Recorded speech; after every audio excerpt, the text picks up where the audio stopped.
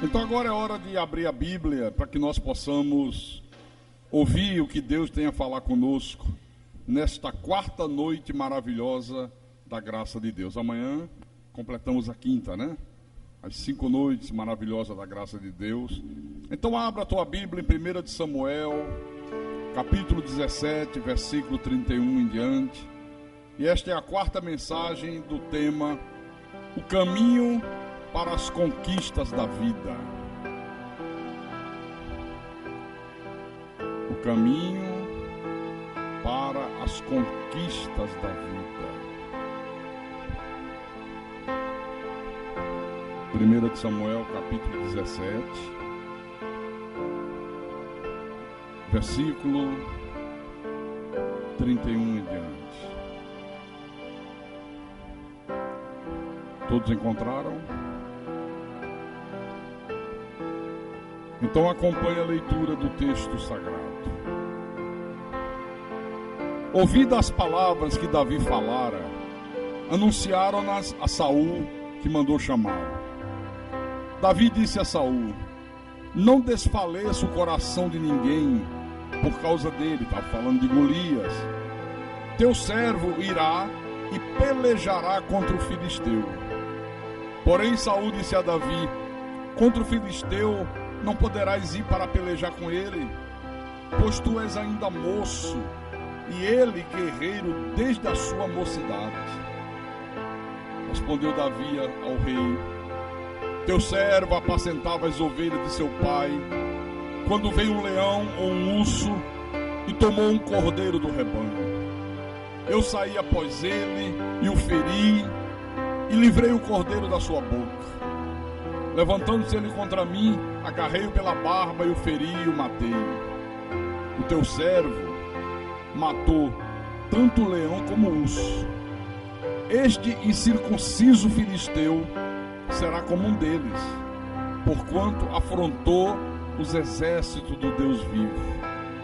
E disse mais Davi: o Senhor me livrou das garras do leão e das do urso. Ele me livrará das mãos deste filisteu. Então disse Saul a Davi: vai-te, e o Senhor seja contigo.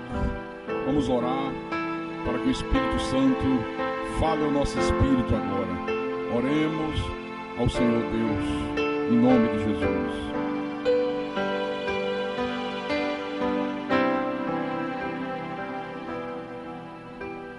Santo Deus,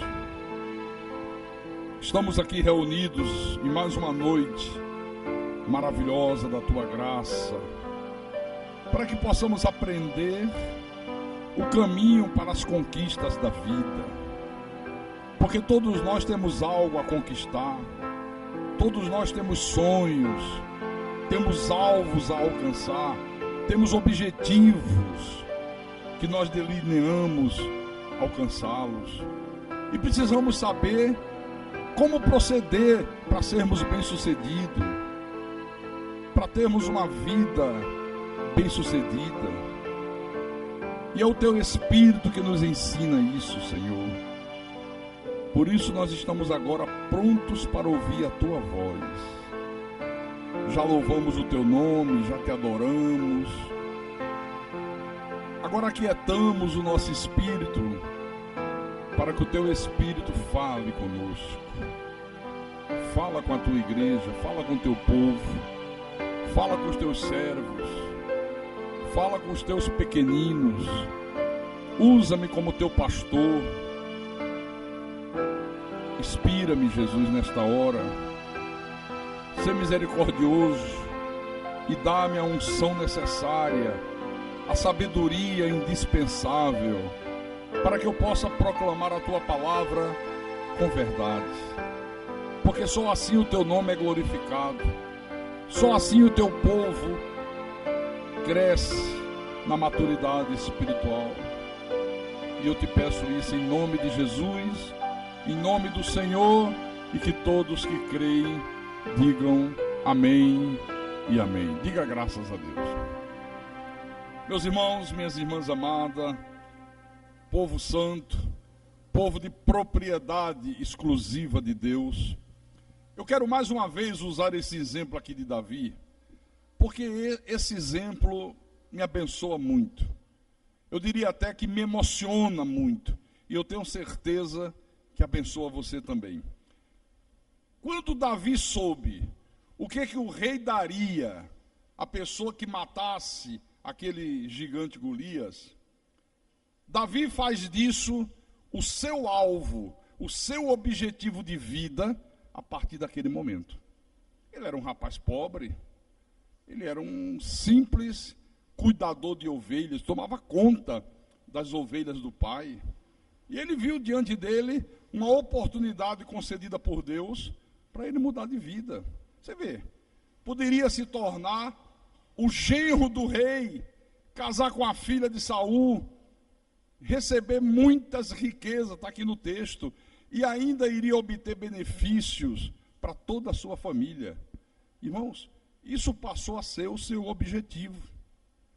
Só que, para conquistar esse objetivo, para alcançar esse alvo, para buscar a realização desse sonho, ele sabia que tinha que enfrentar Golias e matá-lo. Ele tinha consciência disso.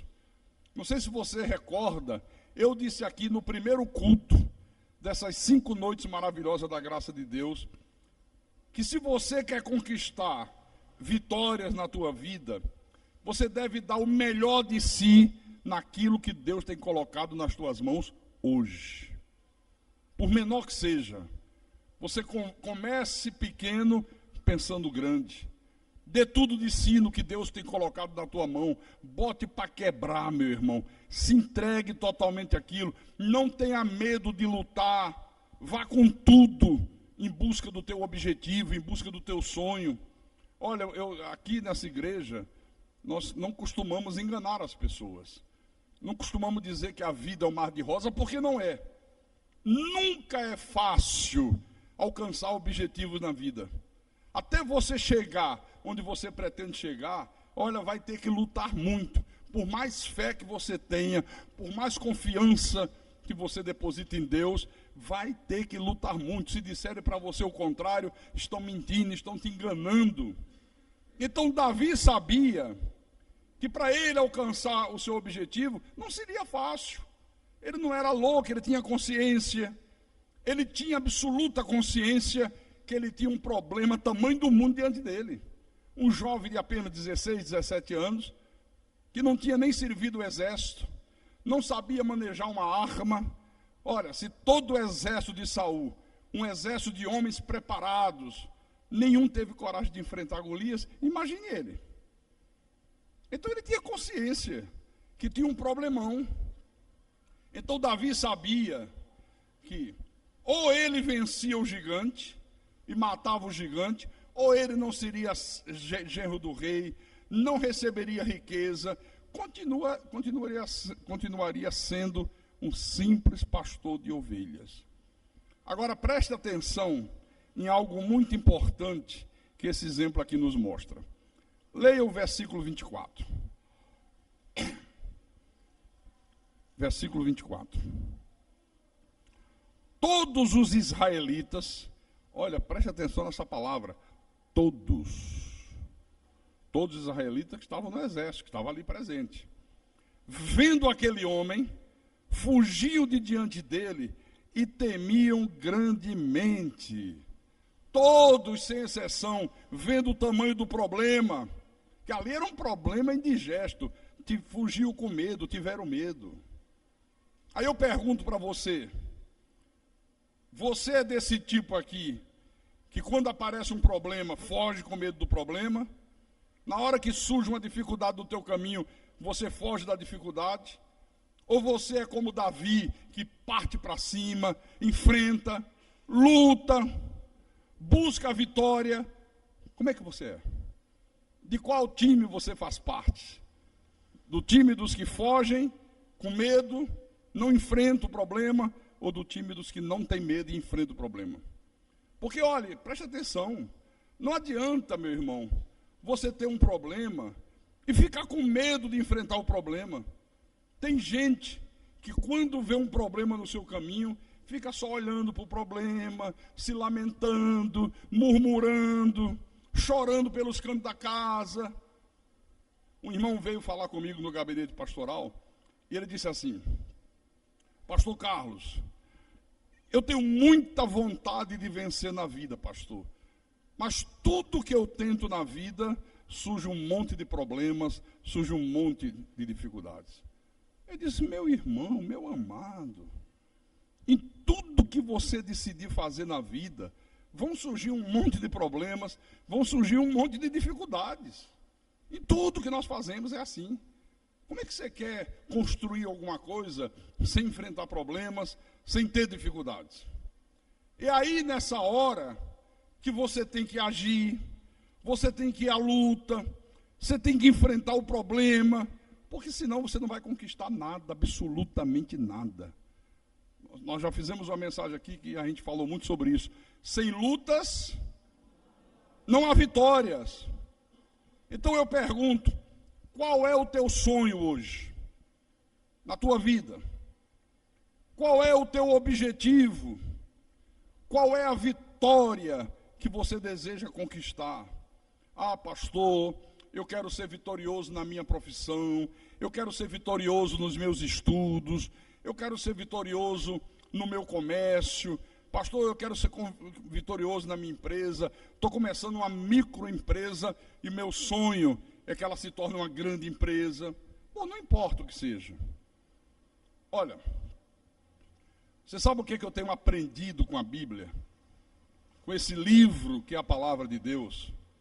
O que eu tenho aprendido aqui é que a maioria das vitórias, elas não vêm até nós de bandeja. Nós é que temos que lutar muito, e muito não é pouco não, para alcançá-las, para conquistá-las. O problema é que a grande maioria do povo de Deus quer as vitórias, quer o milagre, mas quer que venha de bandeja. Pronto, sem que a pessoa tenha que fazer nada. Eu sei que às vezes até acontece assim. Às vezes Deus faz coisas na nossa vida, Deus nos concede milagres, Deus nos concede conquista, que vem de bandeja. Mas essa não é a regra, irmãos. Não é a regra. Por exemplo, quando o povo de Israel estava caminhando no deserto, o milagre acontecia na vida deles de bandeja. Água saía da rocha, alimento caía do céu. Passaram anos e anos, a roupa não envelhecia, o calçado não se gastava. Olha, era uma maravilha. Eu já vi Deus fazer o milagre acontecer na minha vida assim, sem eu fazer nada, absolutamente nada. Há muitos anos atrás, quando eu saí daqui de Fortaleza, fui morar em Recife, nós estávamos numa situação difícil, muito difícil, financeiramente falando. Aí fomos morar em Recife, alugamos uma casa, um apartamento, para melhor dizer. E um dia eu fui pagar o apartamento, pagar o aluguel na imobiliária. E o dono da imobiliária, talvez porque quando eu fui fazer a ficha, eu botei lá que era pastor, e a fama que pastor tem é de homem rico, dinheiro, vivaldino, que rouba as pessoas, que tira dinheiro de todo mundo. Infelizmente, essa é a fama. Esses cafajestes espirituais que estão aí enchendo o raio da televisão, infelizmente, infamaram o caminho da verdade. E nós temos que conviver com isso. E nesse dia que eu vou fazer o pagamento do meu aluguel, ele diz: pastor, tem uma coisa que vai lhe interessar muito. Eu digo: o que é? Ele disse: um sítio na cidade do Cabo. É uma cidade que fica na Grande Recife, região metropolitana, como se fosse Caucaia aqui. Eu digo: não, meu irmão, não posso não, tenho condições não, de jeito nenhum. Mas esse cara ficou meu amigo, ele me tratava tão bem, ele facilitou tanto para que eu alugasse aquele apartamento quando eu cheguei em Recife. E ele disse: pastor, o senhor está muito ocupado hoje? Eu digo: não, até que não. Me conceda o privilégio de mostrar pelo menos para o senhor. Só mostrar. Aí eu fiquei sem graça de dizer que não, né? Aí ele me levou no carro dele, eu e a minha esposa. Foi lá no Cabo, mostrou um sítio muito bonito, cheio de verde, um rio perene que passava assim na frente da casa, muito bacana. Aí ele disse: olha, pastor, esse sítio aqui, hoje, ele vale uns 180 mil reais. Mas o dono está com um problema de saúde sério, a mãe dele está entre a vida e a morte, ele teve que colocar uma UTI dentro de casa, e para não se desfazer de um apartamento que ele tem em Boa Viagem, de uma casa que ele tem em Piedade, ele prefere vender o sítio. Porque ele quase nunca vem ao sítio, os filhos cresceram, não querem mais saber de sítio, ele vende por 120. Eu digo: mas eu não posso. Eu não tenho condições. Vamos embora. Puxa vida, para quê? No outro dia está o cara me ligando: pastor, e aí? Eu não posso. Olha, eu falei com ele, ele baixa para 100. Eu digo: mas eu não tenho 100. Não adianta baixar que eu não tenho. E ficou essa agonia já estava em 60. Eu já tinha determinado que não ia atender mais. Não ia mais atender. Porque é chato, né? Aquela insistência, aquela coisa de vendedor, que não dá sossego. Aí chega um irmão meu, que vem do Rio de Janeiro, veio resolver uns problemas em Recife. Esse meu irmão tinha agência de automóveis, casa de show lá no Rio. Flavinho. Estava lá em casa. Aí toca o telefone, a Penha atende e diz: pastor, é o dono do sítio. Agora era o dono. Aí eu chamei meu irmão e digo: olha, vem cá, atende lá. Expliquei para ele a situação. Eu digo: atende você, eu não vou atender não. Aí meu irmão vai, estou vendo meu irmão no telefone, anda para um lado, anda para o outro, e não sei o quê, não sei o quê, não sei o quê, e pai, vai para lá, vai para cá, uma meia hora. Daqui a pouco lá vem ele: escuta, quanto vale esse teu carro? Eu tinha um Opala Diplomata na época, usado. Eu digo: olha, talvez hoje, como é muito bem cuidado, valha uns 22 mil reais, na época, né? Ele disse: pois acabei de comprar o sítio pelo teu carro. Eu digo: como, rapaz? Não pode não. Ele disse: não, pode sim. Olha, o cara insistiu, eu não disse nem que é para você. Eu digo: olha, meu irmão não quer não, mas vou comprar para mim. Vou deixar aqui para ele tomar conta. Agora só tem um carro para te dar, deve valer. Ele sabia o preço do carro, meu irmão. E não é que o homem aceitou? E eu não queria. Aí meu irmão disse: rapaz, pensa, carro acaba, terra não acaba. Ela é um investimento, isso cresce. Ninguém compra terra por esse preço. Eu digo: puxa vida, mas o cara está vendendo por esse, está vendendo. Tá bom. Foi feito o negócio. Até conheci o senhor. Ele diz: olha, pastor, eu não estou vendendo não, eu estou dando. E estava dando mesmo. Sabe? Eu não sei que desespero ele estava. Porque para chegar nesse ponto, não entendo por quê. Mas ele fez. Fizemos a compra. Quer dizer, veio de bandeja. Mas isso não é a regra, irmãos. Isso foi uma exceção. Porque tudo que eu conquistei na minha vida, tudo que eu continuo conquistando, olha, tem sido à custa de muita luta. Mas de muitas lutas mesmo. Não tem sido fácil, como eu tenho certeza que para você também. Então você vê, Deus concedeu água para Israel no deserto, mandou comida que caiu dos céus, não permitiu que a roupa nem os sapatos dele se desgastassem, se envelhecessem. Mas quando Israel chega à terra prometida, quando ele se depara com a terra que Deus havia lhes concedido, a coisa muda completamente de figura. Agora, eles iam ter que agir, eles iam ter que lutar para alcançar a vitória, eles iam ter que lutar para conquistar a terra que Deus havia concedido para eles. Olha o que eu vou te mostrar. Abra, por favor, no livro de Josué.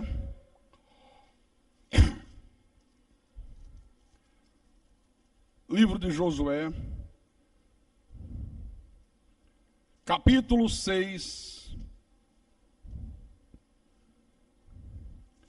versículo 1 em diante.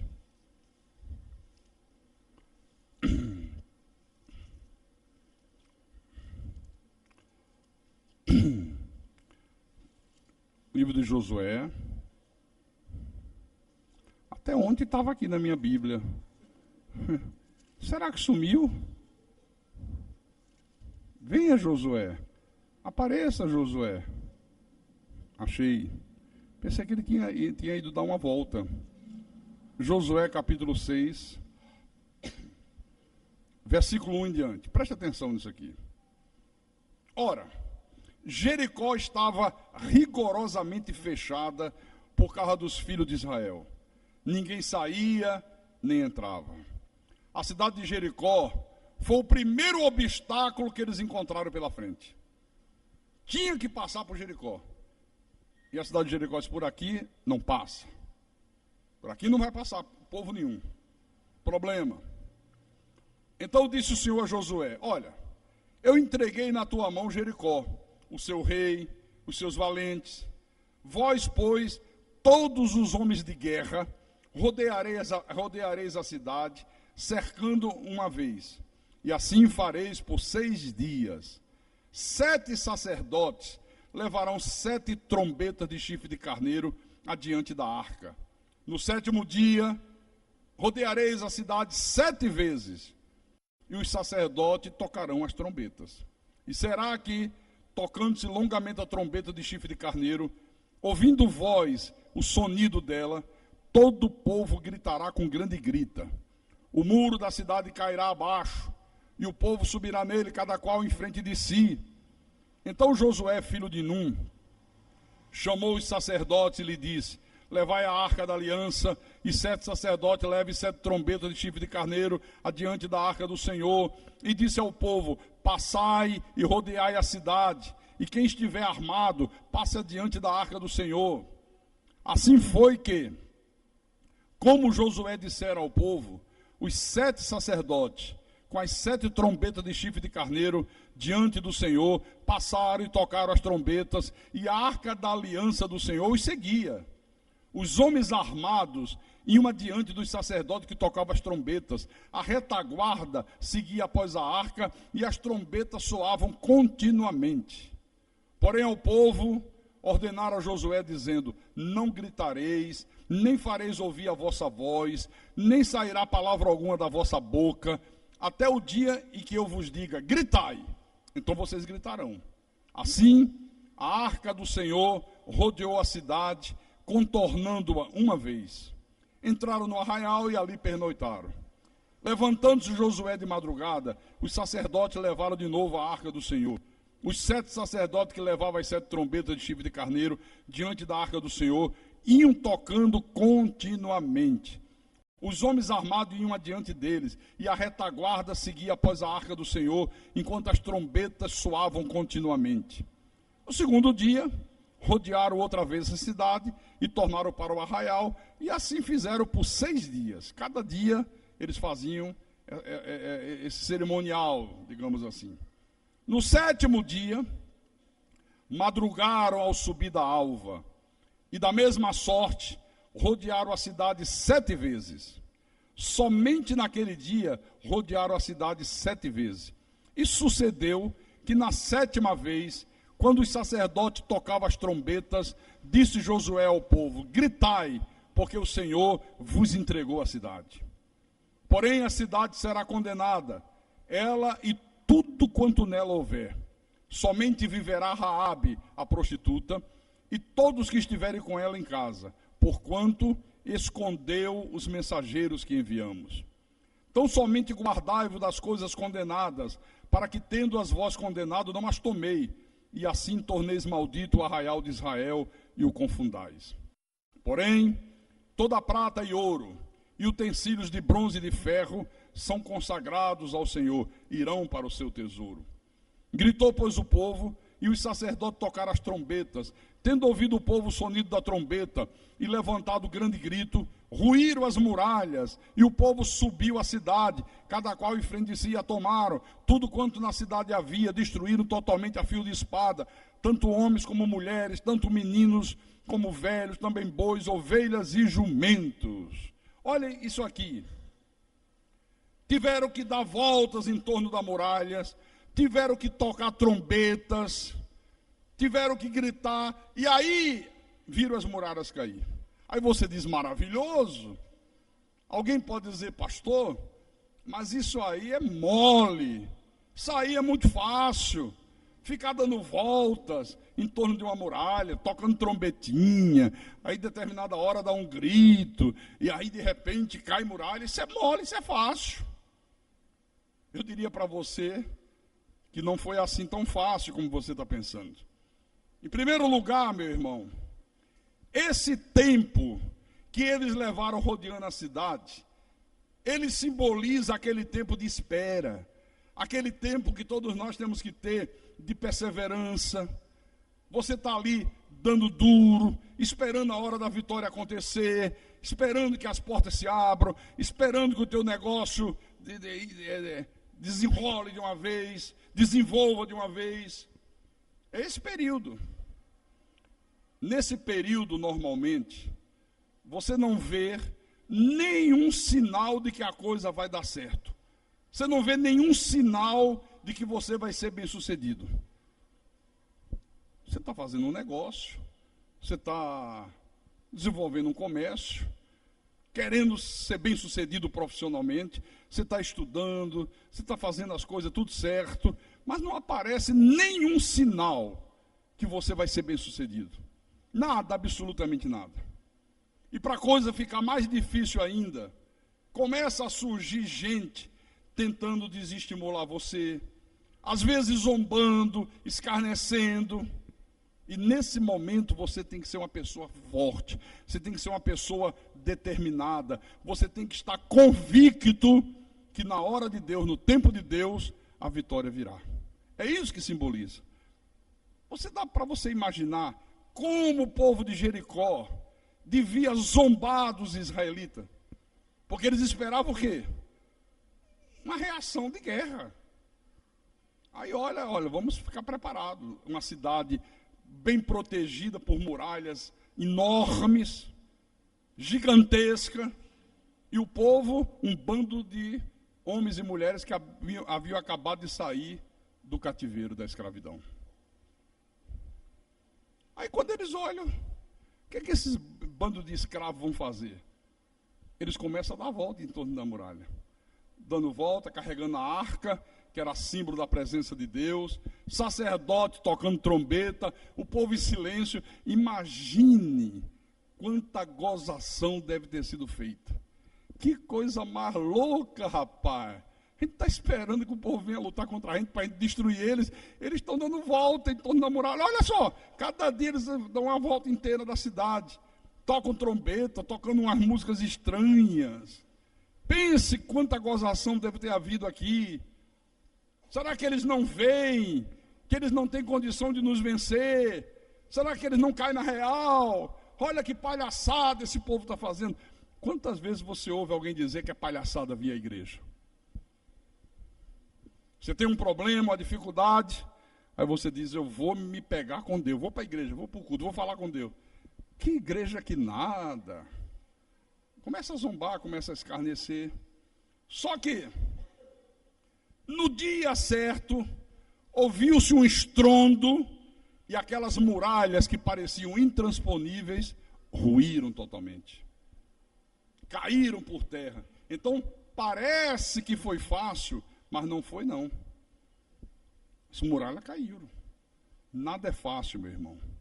Nada é fácil. Diga para o teu irmão e ele diz para você, nada é fácil. Nada é fácil. Nada. Pastor, tá bom. Que esse período de dar voltas seja aquele período de luta, de perseverança, de espera em Deus, tudo bem. Mas mesmo assim foi fácil. Mesmo assim foi mole. Não, mas não acabou aqui não. Caíram as muralhas. Acabou o problema? Não. Você prestou atenção no que você leu? Então vamos ler outra vez o versículo 20 e o 21, prestando atenção. Gritou, pois, o povo, e os sacerdotes tocaram as trombetas, como Deus determinou, né? Tendo o povo ouvido o sonido da trombeta e levantado grande grito, ruíram as muralhas e o povo subiu à cidade. Cada qual em frente de si a tomaram. O povo avançou para cima do povo de Jericó. Tudo quanto na cidade havia, destruíram totalmente a fio de espada, tanto homens como mulheres, tanto meninos como velhos, também bois, ovelhas e jumento. Olha, depois que as muralhas caíram, eles tiveram que pegar na espada e tiveram que lutar, tiveram que derrotar os inimigos. Devem ter sofrido baixa, deve ter tido gente que morreu, deve ter tido gente que ficou ferido, mas no final eles conquistaram uma retumbante vitória. Amém, irmãos? Não foi fácil, não, como muita gente imagina. Caiu muralha, agora pega espada, agora vamos lutar, vamos vencê-los, vamos conquistar a cidade. Agora, a pessoa quer ficar parada, quer ficar deitada numa rede, esperando a vitória. Vem vitória, vem vitória, vem vitória. Eu estou aqui esperando em nome de Jesus. Não quer fazer nada, quer tudo de bandeja. Olha, uma pessoa assim não pode ter vitória em nada, absolutamente nada. É impossível, querido. A grande maioria do povo evangélico é ensinado a não lutar. Como se tudo fosse cair dos céus, pronto. Olha, você crê em Jesus? Creio. Crê mesmo? Crê na palavra? Creio. Pois a partir de hoje é só vitórias. Mas esquece de dizer, não há vitória sem luta. A partir de hoje é vitória se você lutar. Aí cada luta que você enfrentar, você vai ter vitória da parte de Deus. Amém?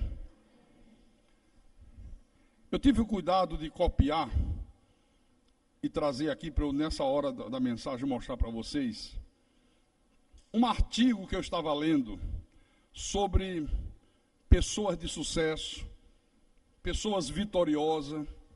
E eu fiquei tão empolgado com isso que eu li, que eu escrevi aqui, tomei nota para não falar nada que não estivesse lá escrito. E eu quero contar para vocês uma dessas histórias, que é a história de um homem chamado Agnaldo Alves Ribeiro. Esse homem mora em Patos de Minas, que fica a 417 quilômetros de Belo Horizonte. E esse artigo dizia que esse homem tinha 13 irmãos, todos eles de uma família muito pobre, paupérrima. E esse homem foi o único que decidiu se libertar da escravidão da pobreza. Os outros irmãos tudo viveram pobre e morreram pobre.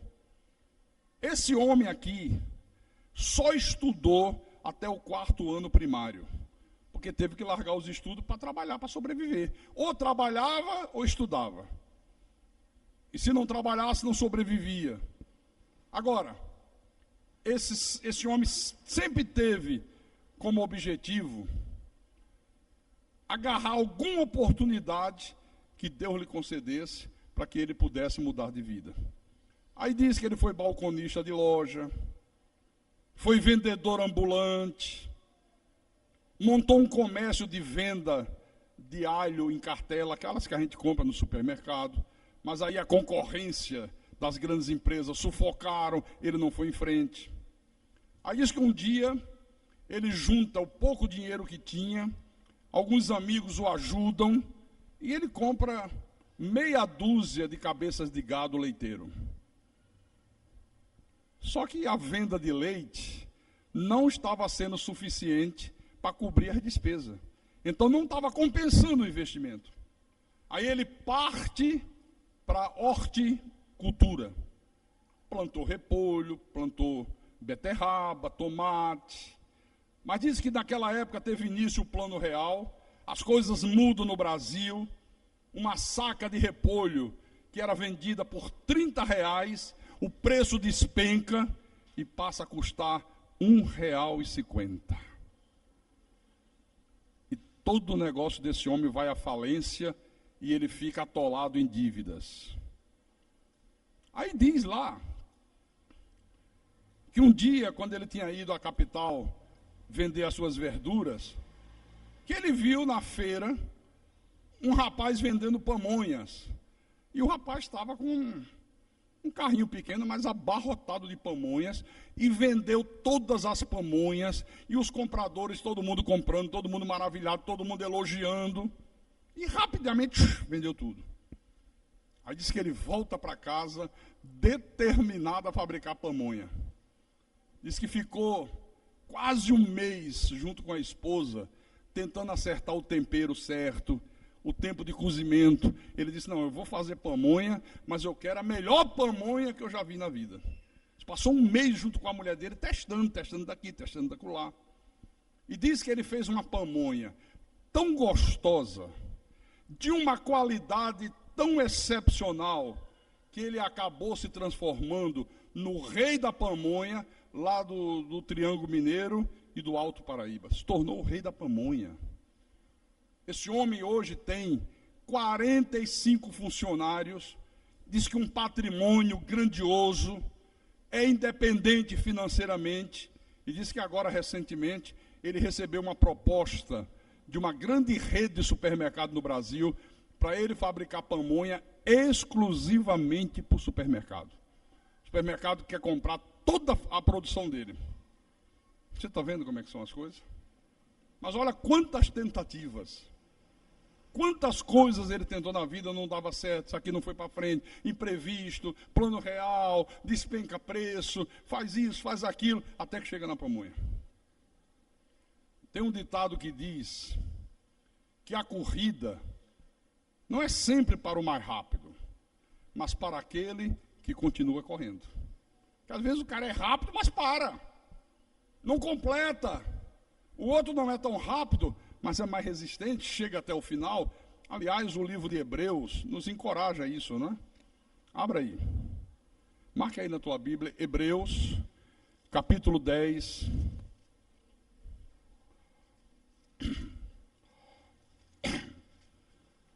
Capítulo 10. Versículo 38 e 39. Acharam?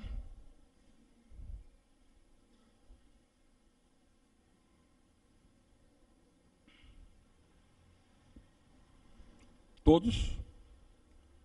Ok, então vamos lá. Todavia, o meu justo viverá pela fé. O que é viver pela fé, hein? Aí fora diz assim, não, irmão, nós vamos distribuir o óleo ungido, a rosa da vitória. Aí vocês, mas a Bíblia não fala nisso. Não, mas é pela fé, é pela fé. Não. Quando a Bíblia diz o meu justo viverá pela fé na palavra, nas promessas, no poder. Não é viver por a fé em objeto, em coisas que esses picaretas inventam aí, não. Viu? É viver pela fé na palavra de Deus. O meu justo viverá pela fé. Davi foi enfrentar Golias. Davi precisou fazer uma fogueira santa de Alibabá e os 40 ladrões? Não. Se fosse hoje, Davi, antes de você partir para isso, é melhor você fazer uma corrente da vitória. Olha, ia mandar o cara fazer a corrente da vitória. Antes de você enfrentar esse gigante, Davi, é bom você pedir ao pastor para ungir a sua cabeça com óleo. Participe do círculo da oração das irmãs poderosas, porque senão Deus não vai te dar vitória. Teve nada disso. Era um jovem, mas um jovem cheio de fé em Deus, cheio de confiança. O rei disse, rapaz, você não tem condições de enfrentar o cara. Ele é um guerreiro experiente. Você é um fedeiro, 15, 16 anos. Ele, espera aí, Saul. Espera lá. Mas eu tenho fé em Deus. Olha, deixa eu lhe contar uma coisa. Eu tomando conta das ovelhas do meu pai, um dia apareceu um leão ou um urso e pegou uma das ovelhas. Eu fui atrás. Tomei, arranquei da boca do cara, do animal feroz. Ele partiu para cima de mim, eu consegui feri-lo e matá-lo. Outro dia foi um leão. E o leão veio de lá e eu, catapumba. Deus me deu vitória sobre o urso e sobre o leão. Deus vai me dar vitória sobre esse circunciso aí. Aleluia. Que fé, que confiança em Deus, meu irmão. Isto é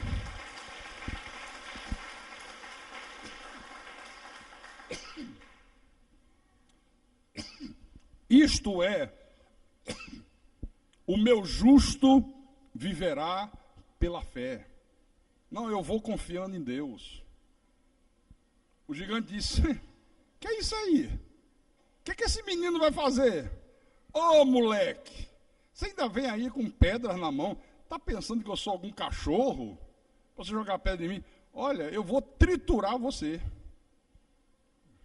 O moleque disse: é? Você vem contra mim com espada, com lança, uma armadura de aço, muita experiência de guerra. Eu vou contra você em nome do Senhor dos Exércitos. E esse Deus que eu creio vai entregar a tua vida nas minhas mãos hoje, garoto.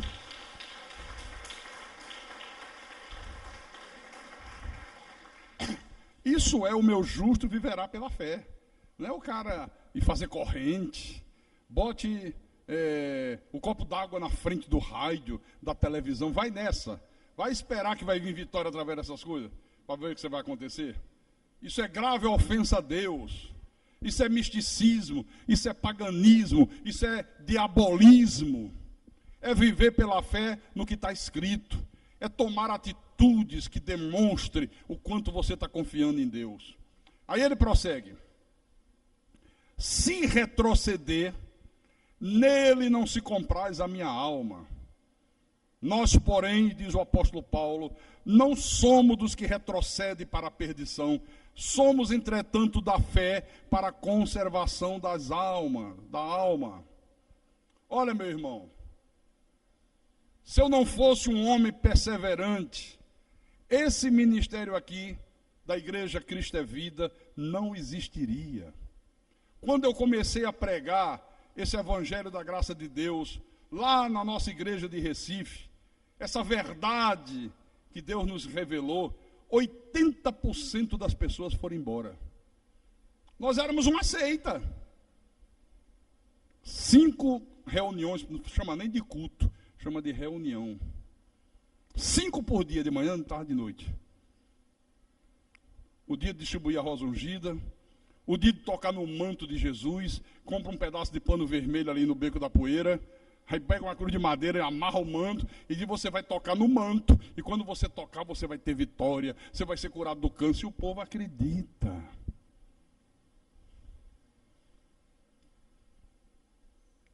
%80 foram embora. Renegaram essa verdade. Um dia eu fui pregar na cidade de Ribeirão, interior de Pernambuco. Olha, meu irmão, eu fui mais desprezado do que cachorro vira-lata com raiva no meio da rua. Nunca fui tão desprezado. Fui pregar numa igreja batista. Pense num desprezo. Um dia veio a Fortaleza, aqui também era uma igreja batista independente.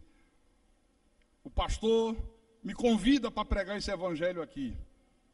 Passa uma semana ele anunciando no programa de rádio, eu ia com ele, ficava 2, 3 horas na rádio, ele tinha uma emissora de rádio, e a gente ficava falando, e ele disse: pastor, quero que o senhor pregue 3 noites, sexta, sábado, domingo. Eu digo: amém. Vai ser uma bênção.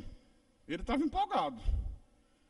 Semana inteira anunciando, falando dessas verdades, falando da soberania de Deus, falando da obra perfeita do Calvário, que na cruz Jesus expulsou o príncipe desse mundo, colocou os demônios em algemas eternas, falando que Jesus não morreu por toda a humanidade, como se ensina, que ele morreu pelo seu povo, por aqueles que ele predestinou para a salvação, que é a verdade da Bíblia. Primeira noite, quinta-feira à noite, aí eu venho para cá. Tinham 5 pessoas. 5. Caramba, rapaz. Ele ficou tão sem graça. Não, pastor, olha, é o seguinte, é porque é quinta, né?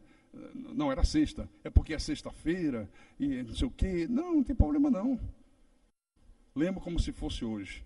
As 5 pessoas sentaram no primeiro banco assim e eu fui fazer o culto em pé na frente dela. Fiz como estou fazendo hoje, sem microfone, mas preguei, orei, fiz, louvei do mesmo jeito como se estivesse no Maracanã lotado.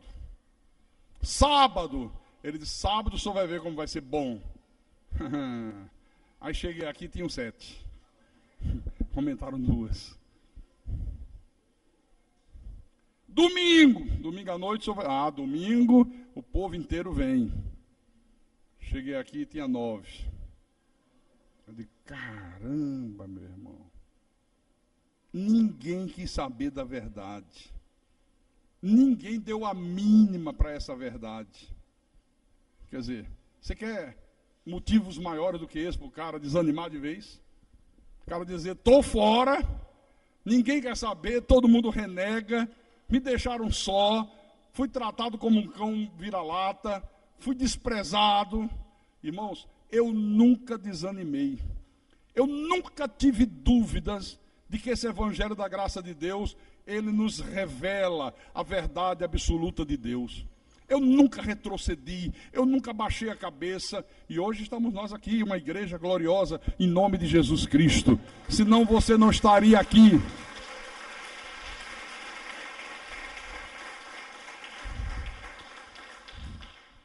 Senão você não estaria aqui hoje. Você estaria onde você sempre esteve. Viu? Abra em Provérbios. Capítulo 24, versículo 10. Deus fala assim, ó. Está falando comigo, está falando contigo. Está falando com cada um de nós. Então vamos lá. Provérbios 24, capítulo 24, versículo 10. Se te mostras fraco no dia da angústia, a tua força é pequena. Sabe o que é que Deus está dizendo? Se diante dos problemas da vida, você logo fica depressivo, fica para baixo, todo desanimado, sabe? Todo jururu. Isso vai impedir você de ir em frente, de tomar atitudes corajosas, de ir em busca do teu sonho, de ir em busca de alcançar os teus alvos, os teus objetivos. Se na hora do problema, na hora da dificuldade, você desanima, e 90% do povo evangélico é assim. Quando está tudo correndo bem, é uma maravilha, Jesus é maravilhoso, porque Jesus para aqui, porque Jesus para lá. Na hora que surge uma dificuldade, na hora que se levanta um Golias, é um Deus nos acuda. O exemplo maior é o exército de Saul. Todos com medo. Todos, olha, perna para que te quero. Todo mundo apavorado com o gigante. Você está entendendo isso aqui?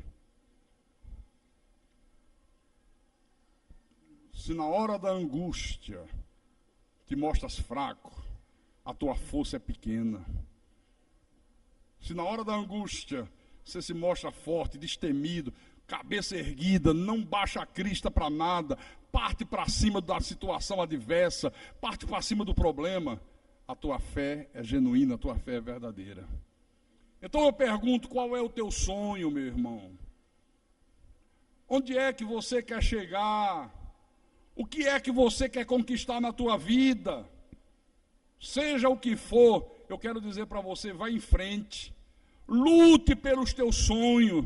Dê tudo de si para alcançar os teus objetivos, para você alcançar as tuas conquistas. Não fique parado, dê tudo, meu irmão. Olha, bote para quebrar, porque Deus vai honrar você em nome de Jesus Cristo. Porque, olha, por mais dura que seja a luta, por maiores que sejam os problemas, se você lutar, se você perseverar com fé em Deus, você vai terminar no pódio dos vencedores. Falei em pódio? Estamos assistindo agora as Olimpíadas de Londres, né? Você vai terminar no pódio. Pode até não ganhar uma medalha de ouro, mas pode ter certeza, uma de prata ou de bronze você ganha. Não tenha dúvida quanto a isso. Não tenha dúvida. Só para a gente caminhar para o final. Isaías, capítulo 43, marca aí na tua Bíblia, versículo 2. Isaías, capítulo 43, versículo 2. Ok? Deus está dizendo assim para nós: quando passares pelas águas, eu serei contigo. Quando pelos rios, eles não te submergirão. Quando passares pelo fogo, não te queimarás, nem a chama arderá em ti, porque eu sou o Senhor teu Deus. Aleluia! Aleluia! Não vai haver derrotas. Ora, em nenhum lugar da Bíblia, Deus prometeu que nós viveríamos uma vida sem problemas. Ele promete isso aqui, ó. Quando você passar, porque essas águas aqui, esses rios, esse fogo, simbolizam os problemas. As lutas da vida, as dificuldades. Ele nunca prometeu uma vida sem problemas, sem dificuldade. Mas ele diz, quando você estiver no problema, quando você estiver na dificuldade, o problema ou a dificuldade, seja ela qual for, não vai te vencer. Deus está dizendo aqui que problemas sempre vão acontecer. Barreiras sempre vão surgir. Mas ele está dizendo, eu nunca desamparo você. Eu sou o teu Deus, eu sou contigo. Eu estou contigo nessa luta. Por isso, irmão, não desista. Vença as tuas lutas. Enfrente os teus gigantes. Bata de frente com o problema. Transponha as tuas barreiras, porque barreiras sempre vão aparecer. Tudo que você planejar fazer na vida, se prepare. Vão aparecer obstáculos. O caminho não é livre não, querido. Às vezes obstáculos que são inerentes àquilo que você quer. Lembra que eu falei ontem do vestibular? Quero fazer vestibular. Qual é um obstáculo inerente? Quer fazer vestibular? Não, quero fazer faculdade. Qual é o obstáculo inerente a quem quer fazer faculdade? Enfrentar um vestibular. Tem que lutar, tem que estudar, tem que levar a sério. Vai enfrentar uma concorrência enorme. Se não estudar muito, se for um curso muito concorrido, olha, às vezes tem gente que passa 4, 5, 6 anos e não consegue entrar na faculdade. É uma barreira. Mas às vezes aparecem barreiras, obstáculos, colocados por pessoas más, que desejam o teu mal, que não querem ver o teu sucesso, que querem o teu lugar na empresa. Você está lá se preparando, você está se capacitando profissionalmente, você está fazendo o que tem que ser feito, você está visando uma ascensão profissional. E tem um cara lá que não faz nada disso, doido para puxar o teu tapete. Se eu tiro ele, o lugar é meu. São obstáculos, são barreiras. Amém, irmãos? Para a gente terminar, conta-se que, um tempo muito distante, muito remoto, havia um rei, e esse rei queria testar a perseverança do povo dele. E diz que esse rei teve uma ideia.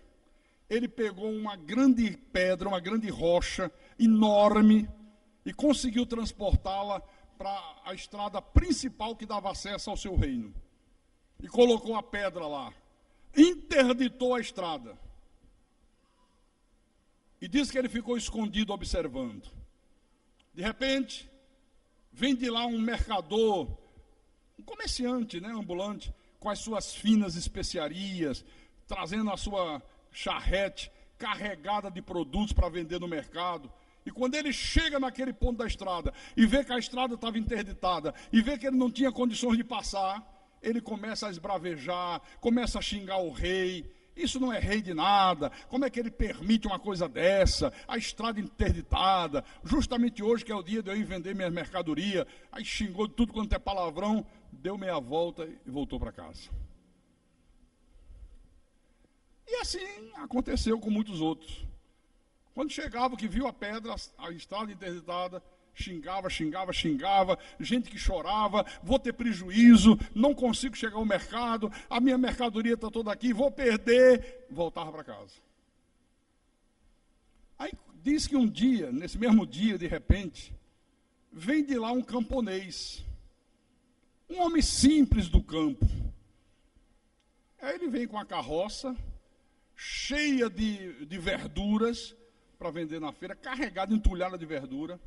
Aí quando ele vê a pedra, a estrada interditada, não tinha como passar, diz que ele encosta a sua carroça no lado da estrada, pega lá nas suas ferramentas, na caixa de ferramenta, martelo, talhadeira, picareta, e começa a trabalhar duro para tentar remover a pedra.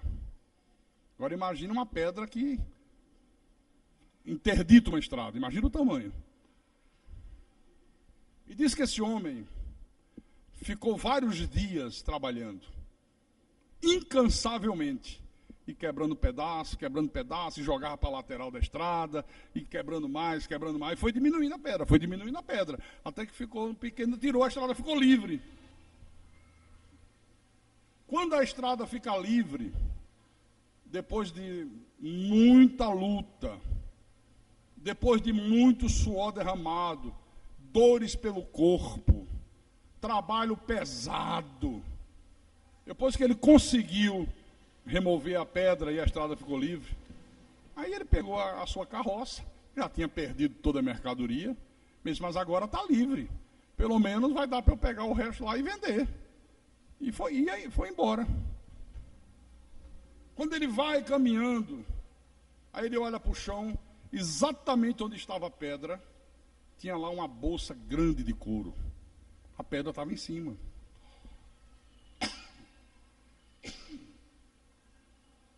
Ele desce da sua carroça, pega aquela bolsa grande de couro. Quando ele abre, cheia de moedas de ouro, e um bilhete assinado pelo rei. Esse tesouro é para o homem que mostrou perseverança, que demonstrou que é capaz de lutar, que é capaz de vencer os obstáculos. Esse grande tesouro pertence a ele. Irmãos, aquele homem simples do campo, ele aprendeu o que muitos de nós nunca entendeu. A maioria do povo de Deus não entende, meu irmão. Todo obstáculo contém uma oportunidade de Deus para você melhorar a tua condição de vida. Todo obstáculo. Eu já disse aqui inúmeras vezes, eu não vejo problemas na minha frente. Eu vejo oportunidades para eu exercitar a minha fé e ver Deus se manifestar em meu favor. É diferente. Completamente. Esse homem entendeu isso aqui, ó. Tem muita gente que deixa de conquistar grandes triunfos, porque quando encontram uma pedra no caminho, retrocedem, desistem de lutar, desistem de vencer aquela dificuldade, ou então se desviam para não ter que encarar o problema, para não ter que encarar a dificuldade. Às vezes transferem a responsabilidade para os outros, e aí, sem se dar conta, está jogando fora uma oportunidade de Deus fazer coisas boas na vida dele. Não faça isso, por favor. Nunca desista, meu irmão. Nunca. Porque, olha, não existe vida bem-sucedida sem a presença de lutas, sem a presença de problemas. Não existe vida bem-sucedida sem suor derramado, sem lágrimas, sem momentos de angústia, de tristeza. Converse com pessoas que conquistaram alguma coisa na vida. Ela vai contar para você, você vai ver que teve momentos de dificuldades enormes, de problemas grandes, derramaram lágrimas, suaram a camisa, sabe? Momentos de angústia na vida. Eu contei no culto de ontem aqui. Eu cheguei no ápice da minha vida profissional, quando Deus me colocou na Nuclebras. E eu disse, mas até eu chegar lá, os anos de sofrimento foram longos. Os anos de dificuldade foram terríveis. Morava no Morro do Juramento, no Rio de Janeiro. Trabalhava como servente de fábrica. Comia de marmita. Quantos dias levava a marmita que a mamãe fazia, colocava lá na estufa que tem na fábrica, os peões. Quando dava meio-dia, que tocava a sirene, quantas vezes aconteceu isso? Ia pegar a marmita, quando abria, a barriga doendo de fome. Tinha azedado o feijão. Azedou. Você sabe o que é você acordar 3h30 da manhã, pegar 3 ônibus no Rio de Janeiro para chegar no teu emprego? 3h30 da manhã, pegar 3 ônibus. Uma fome danada, trabalhar igual um condenado. Era servente de fábrica. E quando chega na hora do almoço, aquela marmitinha já era michuruca, pouquinho, e você abre e está azedada. Quantas vezes no ônibus cheio, lotado, porque a maioria das vezes era arroz com ovo. Quando a maré melhorava um pouquinho, a mamãe fazia um feijão. Oh, era uma bênção, viu? Quando tinha feijão. E quantas vezes estou no ônibus cheio, segurando naquele ferro aqui, igual uma sardinha, aí sentia alguma coisa que eu olhava, era o feijão escorrendo da marmita, descendo pela roupa abaixo. Que vergonha, que vergonha. Depois não. Aí eu cheguei lá no Clebrais, passei a ter um salário espetacular, ônibus, leito para pegar na porta de casa, deixar na porta de casa, toda a mordomia, sabe, tudo do bom e do melhor, mas até chegar lá, os anos de sofrimento foram longos. Mas eu nunca desanimei, eu nunca desisti. Eu nunca pensei em desistir, eu nunca retrocedi. Eu dizia, o meu maior desejo é um dia voltar para o Nordeste. Mas eu quero voltar para o Nordeste vitorioso. Eu não quero voltar como um fracassado. Olha, tá vendo? Foi lá, batalhou, não conseguiu nada, voltou como derrotado. Eu digo, não, eu volto como vitorioso. E eu conquistei a minha vitória em nome de Jesus Cristo. Amém, irmãos? Mas foi debaixo de muita luta, muita dor, fome. Eu disse fome. Não é, eu passei fome, teve muito dia que eu só comi macarrão, arroz e ovo. Isso é passar fome, isso é banquete. Quando eu digo fome, é fome. Ver a mamãe dizer, 6 filhos, papai abandonou a casa, eu era o mais velho, tinha 16 para 17 anos,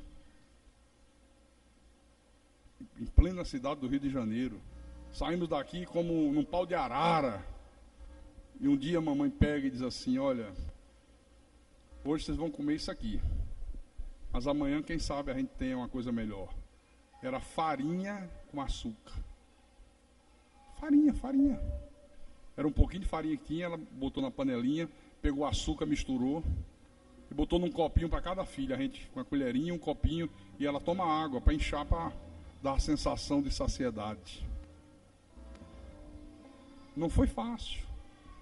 Mas hoje, eu tenho uma história de conquista para contar. Viu? Foi assim na minha vida espiritual, tem sido assim no meu ministério, e eu nunca deixei de lutar, porque eu sei que sem lutas não há vitórias. E quem tem ouvidos para ouvir, que ouça o que o Espírito falou com a igreja nessa noite, em nome de Jesus Cristo, para a glória do Todo-Poderoso. Aleluia.